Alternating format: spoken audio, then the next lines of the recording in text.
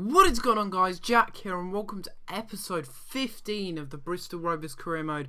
And we start today's episode off with a pretty bad message from the board, from the Bristol Rovers board, telling us that Elliot Richards is refusing to negotiate a new contract, which kind of left me thinking, really, is it really that much of a shame? Because although he's got some potential in him, he hasn't. I'm pretty sure he's already hit his maximum potential. I know he can grow his potential, but to be honest, I really don't like him as a player. I am playing him in this match against Crewe Alexandra as well as Brunt, so maybe playing him in this match will convince him to stay, but maybe him departing won't be too much of a problem because it will free up some funds for me to buy the players that you guys have been suggesting in the comments down below.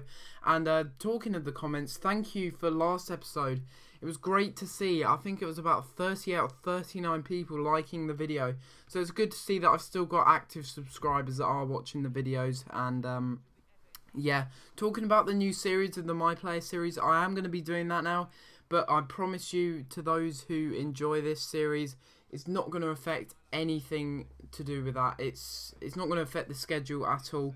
This is still going to go up every other day, maybe, but it's not too much of a problem because I'll probably add maybe 3 matches into one episode. So you guys that do enjoy this series and won't enjoy the My Player will not miss out, I guess, and not be disappointed with the fact that I'm probably going to be starting to upload My Player. But I'm really excited, and hopefully you guys will enjoy the first episode. I may have it up tomorrow, but if not, I'll probably have it up on Monday. But hopefully when I do have it up, it will be sometime in early next week, if at the latest, really. And yeah, I'm really excited for it. I've got a lot of great ideas and got a lot of great editing ideas. I'm really going to push it with the editing. I'm not going to push it too far and make it overdone, but I'm going to do it just enough so it's good quality, and maybe that will really kickstart my FIFA channel.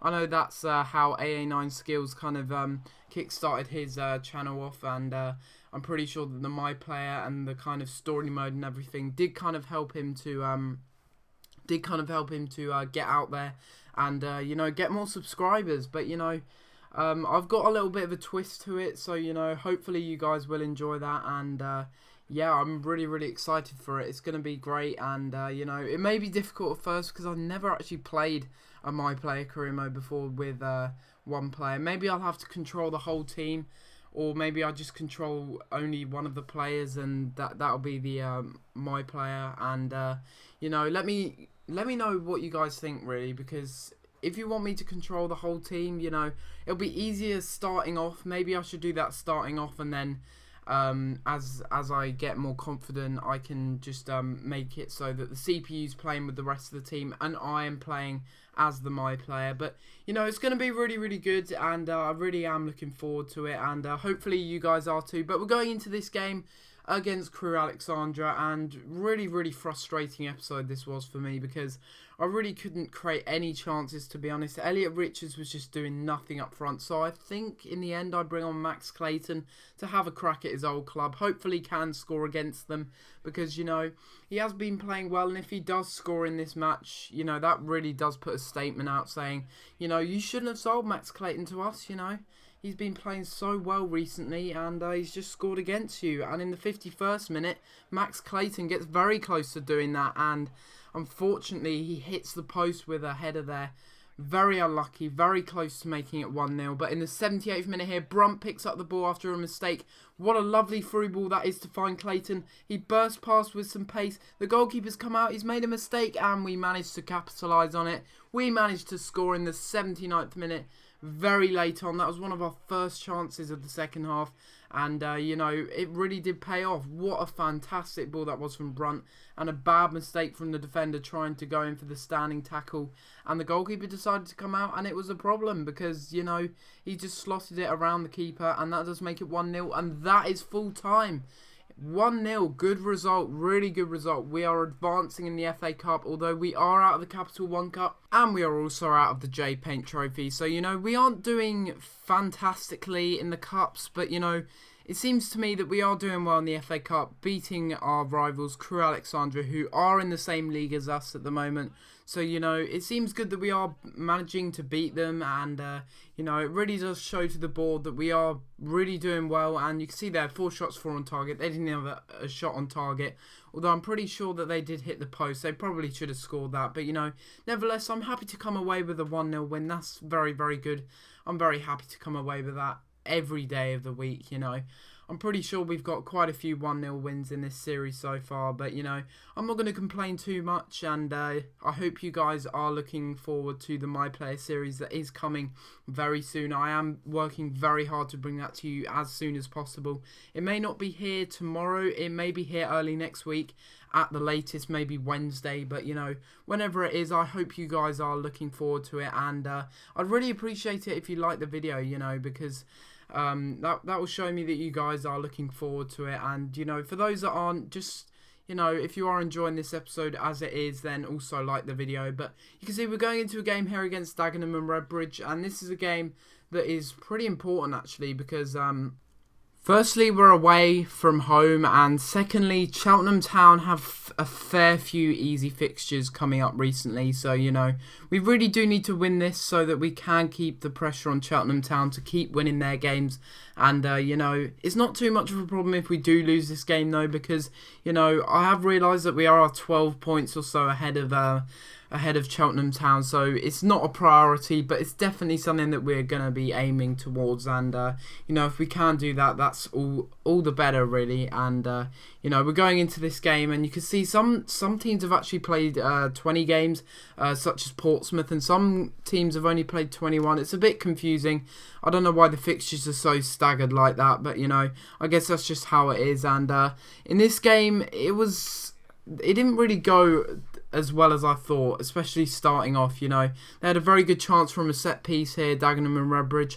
They do a nice little layoff free kick, but the shot is just poor, and Mildenhall manages to keep that every day of the week. That's not going to trouble any goalkeeper in the world, no matter what ability they are. And you can see here that in the 35th minute, they get another chance. Dagenham and Redbridge going down the wing, crossing it in, and how did they not score that? That should have been a goal.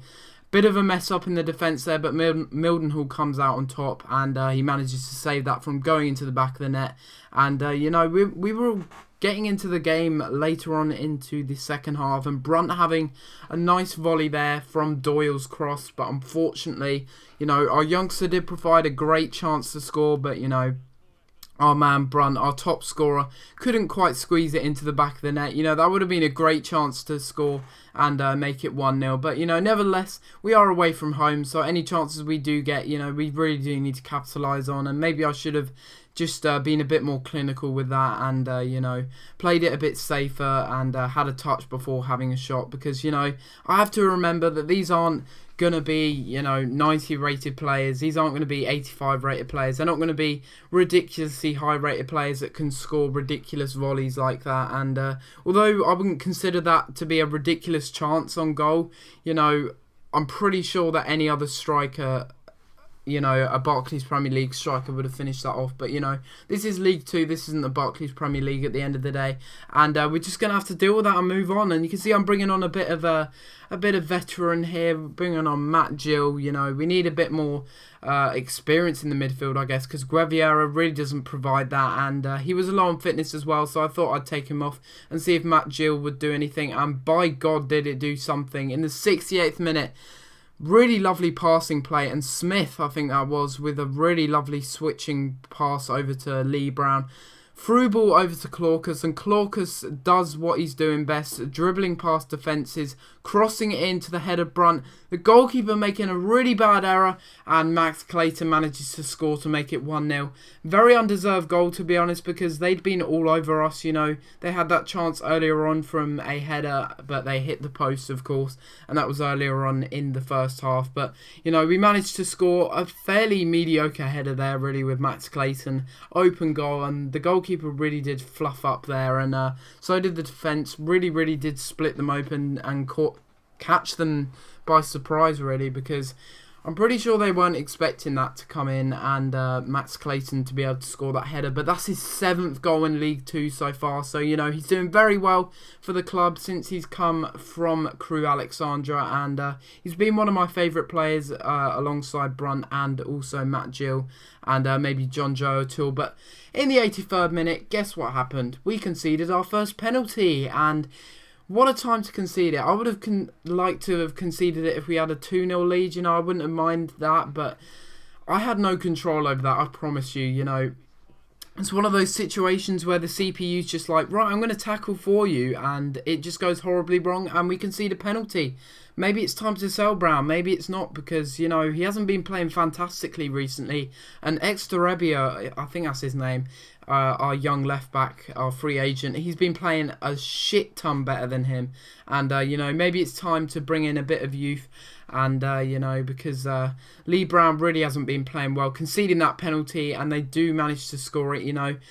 When the crowd lean left and right, I've noticed that, you know, the penalty taker seems to go the way that the crowd lean. So, you know, maybe I should take a hint on that and try and dive the way that the crowd lean.